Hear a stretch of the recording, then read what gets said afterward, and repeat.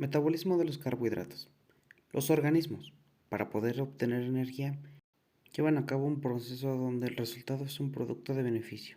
Cuando te comes una galleta, el resultado final de ella es energía para tu cuerpo. La comes, pasa por tu estómago y en ese proceso es separada y recolectada la molécula de glucosa, la cual es un carbohidrato, y es el inicio de la obtención de energía. Este proceso se divide en glucólisis, y de la glucólisis parte o de la fermentación o de la respiración celular. Comenzamos con glucólisis, pero antes que nada observa esta estructura de estas 4 moléculas que probablemente te ayudan a comprender mejor el tema.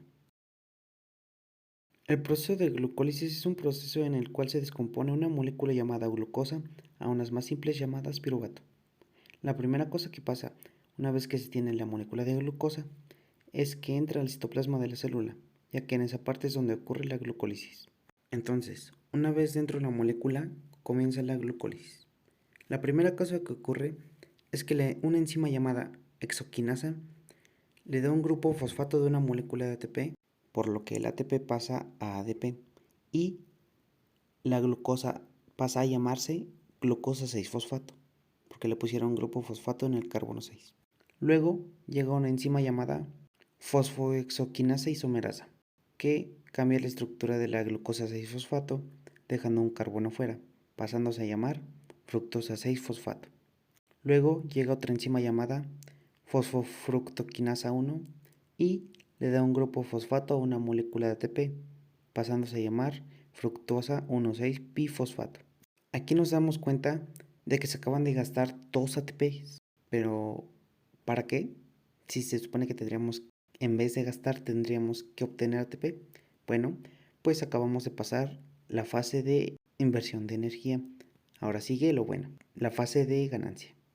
Entonces llega una enzima llamada aldosa y la parte a la mitad, por lo que salen 2 moléculas llamadas dihidroxiacetona fosfato y otra llamada gliceraldehído 3-fosfato.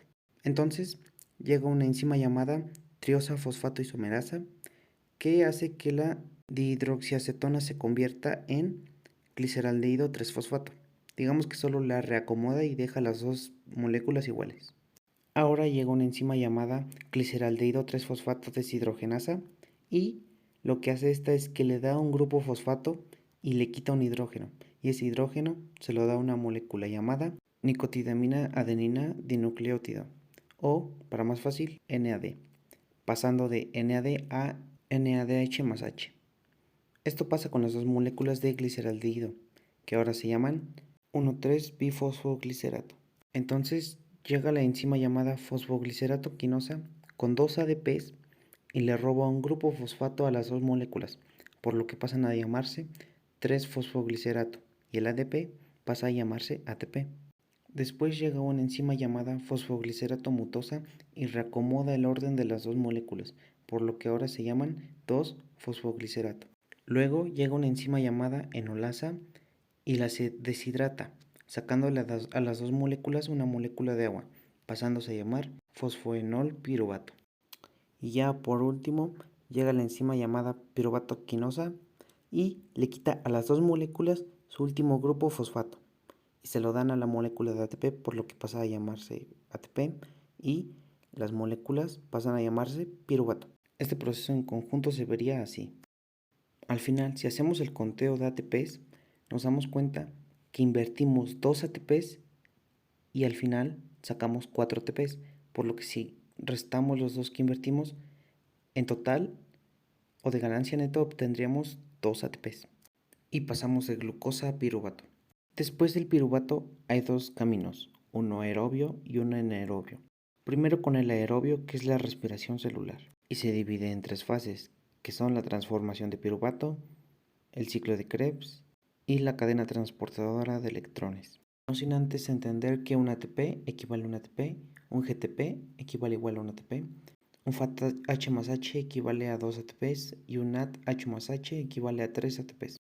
En la fase de transformación de piruvato tenemos que una molécula de piruvato pasa a una molécula de acetilcoenzima A, esto gracias a una enzima llamada piruvato deshidrogenasa.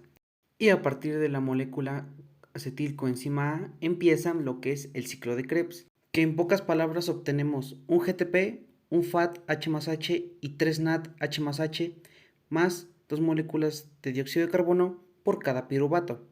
Y en la fase transportadora de electrones, el resultado de esa fase nos da como resultado entre 2 a 4 ATPs y una molécula de agua.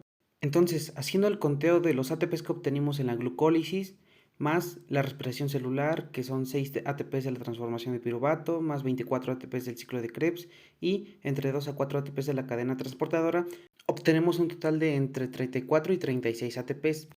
Mientras que en la fermentación, que es un proceso anaerobio, normalmente vamos a obtener 2 ATPs y en sí la diferencia es muy grande entre la fermentación y la respiración celular. Alguna de la fermentación más común es la fermentación alcohólica, que pasamos de glucosa a piruvato y de piruvato a 2 moléculas de alcohol etílico, 2 moléculas de dióxido de carbono y 2 ATPs.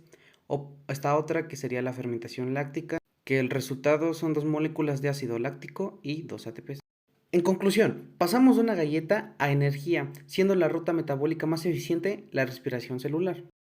Como ya sabes el metabolismo de los carbohidratos, me despido, gracias.